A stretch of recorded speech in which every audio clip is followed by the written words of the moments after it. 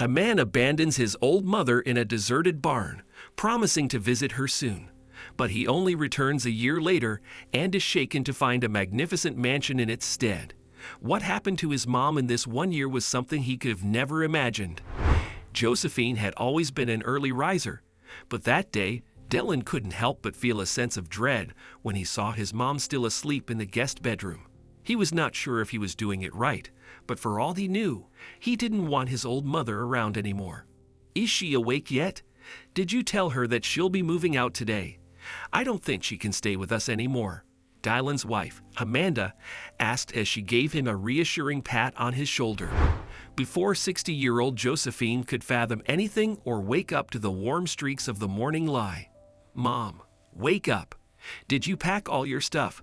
Get ready. It's time to leave now," he said, his voice tinged with impatience to send Josephine out. "I'm ready to go, son. I wasn't sleeping. I was just taking some time to be alone and reflect before leaving this house forever," replied Josephine, her voice heavy with despair and sorrow. This was not the morning Josephine had been hoping for, and her son's words hit her like a ton of bricks. The poor old mother knew this day was coming, but it had come too soon than she'd expected, and the reality stung her. Moving to the new place meant leaving behind her only son, the beautiful moments they shared as a family, and everything that gave her a reason to live. But as she looked at Dylan, Josephine saw nothing but hatred and annoyance etched on his face, and she knew he was doing what was best for both of them.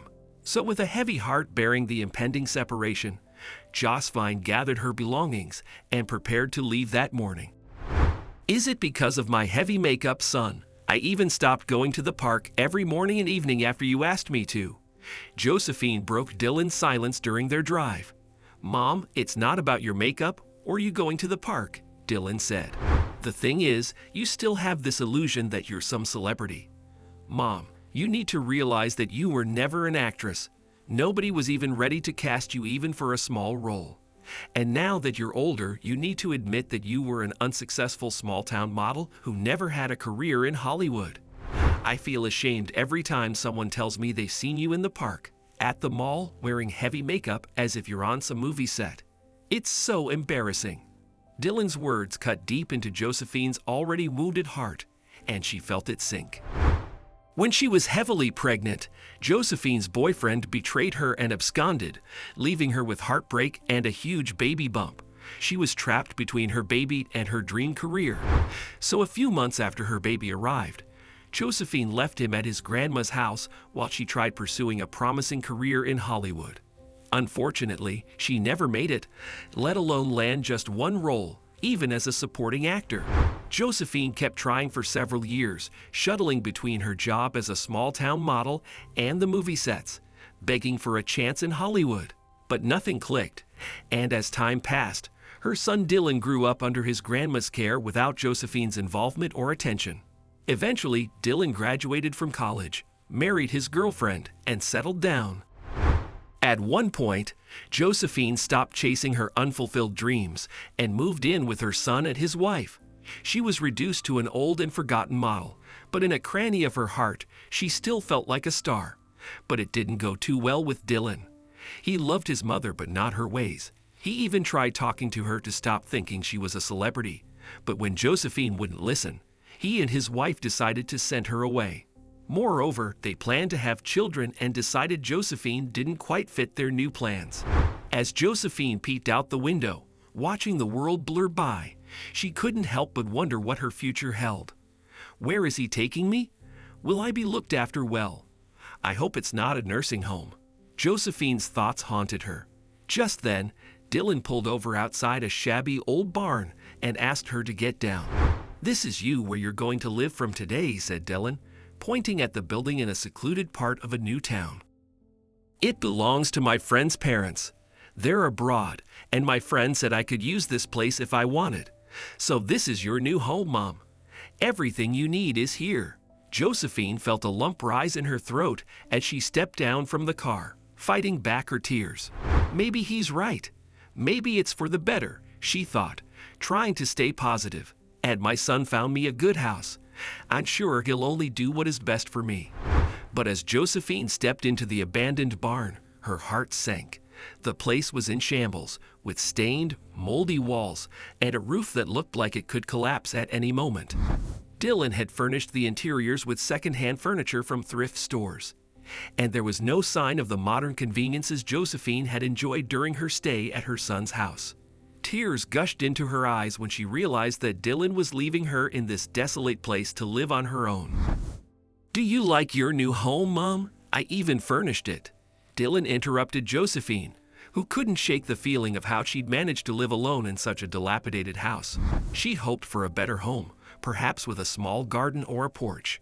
But instead, she was sent to an old barn that had been barely converted into a livable space. "I'm fine, darling. Thank you so much. It was so thoughtful of you to make sure I was comfortable," Josephine said. Dylan was happy, assuming his mother liked her new house, and left, telling her to call him if she needed anything. "Goodbye, Mom. I'll check on you often, all right? And keep this money to buy groceries and medicines," he said before leaving. Little did Josephine know she would never see her beloved son again. Josephine couldn't help but feel a pang of regret and guilt when she watched her son leave. She'd left him at his grandma's place when he was little to chase her dreams, and now she was paying the price of her neglect. Although Josephine hoped to make amends, her past mistakes still haunted her. As she looked around the empty, dusty house, Josephine embraced the truth that this would be her forever home. She didn't know how she would live alone there, but she knew she had no choice. "At least my son didn't abandon me in the nursing home like how many kids leave their old parents nowadays," she thought. And with a heavy heart, she started sorting her belongings in the empty barn. Josephine suddenly felt a deep ache in her heart when she pulled out a box of old photographs. Looking at her son's old pictures, she realized something that crushed her even more. "I'm so sorry, sweetie. Mama wanted us to have a beautiful life.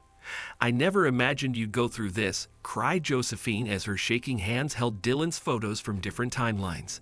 In every single picture, he was alone, and there was no photo of the two of them together. Josephine's heart shattered, and she couldn't find a spot to forgive herself for the depth of neglect towards her son. She'd been so wrapped up in achieving her dreams that she'd missed out on so much of his life. She'd missed out on watching him grow. As Josephine gazed at each photo, she saw the loneliness and despair in Dylan's eyes, which crushed her heart.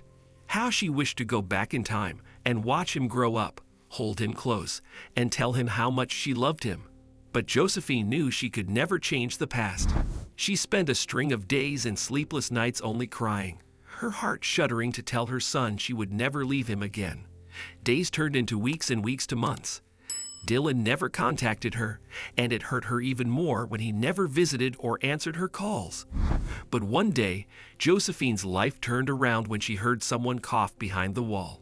"Who is there?" she said when she realized it was not her son's voice. "Who are you? And what are you doing in my house?" Josephine shrieked at seeing a teenage boy in a wheelchair at the doorstep. "Who are you?" "This is my barn." "What are you doing here?" countered the boy, jolting Josephine with an awful shock. "Your barn?" "Yes, this is my barn." "Who are you? How did you get in here?" "But my son told me this was his friend's barn, and he was permitted to use it." "Lady, I think you're mistaken. This place is now mine." That evening turned out to be Josephine's worst nightmare when she realized Dylan had left her in an abandoned barn in an unfamiliar town to get rid of her. "Don't cry, poor lady," the boy interrupted Josephine. "Look, I was not aware you lived here, and I've not come to throw you out, okay? You can stay here, but I have a small condition." "Are you with me in this?" asked the boy moments later. He introduced himself as Sully, and a smile beamed across his face. He proposed a strange condition to Josephine, and with nowhere to go, she'd agreed without thinking further. "Let's do it," said Josephine, but she still couldn't believe her son would abandon her like that. She hoped he would come for her someday before it was too late. But Dylan never even thought of visiting his mother until he met his old friend one day. The encounter that day left Dylan fearing and forced him to hurry to meet his mother immediately. "Jake?" Dylan was excited when he ran into his high school friend. "What are you doing here? I thought you were in Seattle with your parents." As Dylan listened to Jake talk about his parents' death, he felt a sense of fear crawling up his gut. I never bothered even to call them. They loved me so much, but I kept grumbling and blamed them for every little thing. I miss my parents. I want to tell them I'm sorry, but I'm afraid I can never do that, Jake said, his voice filled with regret and guilt. As Jake continued to share the news about his parents' death and how much he yearned to see them, Dylan's thoughts shifted to his old mother, who he'd abandoned. He couldn't bear the thought of losing her. He just couldn't. Moreover, Dylan was so guilty of leaving his mother only because she was never there for him during his childhood and was focused on her dream. He realized it was not her fault and that she had tried hard to improve their lives but was unsuccessful. I'm so sorry for your loss, Jake. What about that barn your parents owned? You told me I could use it, Dylan asked Jake. His hands wrapped up his face in shock when Jake told him that the barn had been demolished and the property had been sold to someone else several months ago. What? You sold the barn? Yes, my parents had sold it to someone. I haven't met the new owners yet, and that barn is old and wrecked. I'm glad it's sold, explained Jake. Oh no, I wonder what happened to Mom. Dylan grew nervous about his mother, who lived in the barn, as he hadn't called her for several months, and hurried to meet her. But when he got there, his heart pounded with fear after seeing a breathtaking mansion in the barn's place. Dylan couldn't believe his eyes. The shabby barn where he'd left his mom to live on her own just a year ago was now replaced with a grand estate. Jesus, what happened to my mom? Where did she go? Dylan panicked as he bolted to the door and knocked. Moments later, the door creaked open, and tears gushed into Dylan's eyes. Mom? He cried in joy at seeing Josephine alive and well on the other side of the door. Come inside, darling. I was waiting for you and knew you would come someday, said Josephine as she led Dylan inside. He was awestruck as he marched inside. The house was not just cozy. It was furnished with top-notch amenities that he'd only dreamed of all his life. Moreover, it didn't add up to Dylan when he saw his mother living in such a deluxe mansion. I left Mom in a dirty old barn. How did it turn into such a beautiful estate? What happened here? Dylan wondered. His mother's new life was a far cry from what she'd been living a year ago, and he couldn't understand how it happened. Before Dylan could make any sense of it, a teen boy entered the room in a wheelchair. It was Sully. Josephine, look. I managed to do it. I managed to do it. Sully shouted in joy, rising a little from his wheelchair. It's all because of you. Thank you so much, Josephine.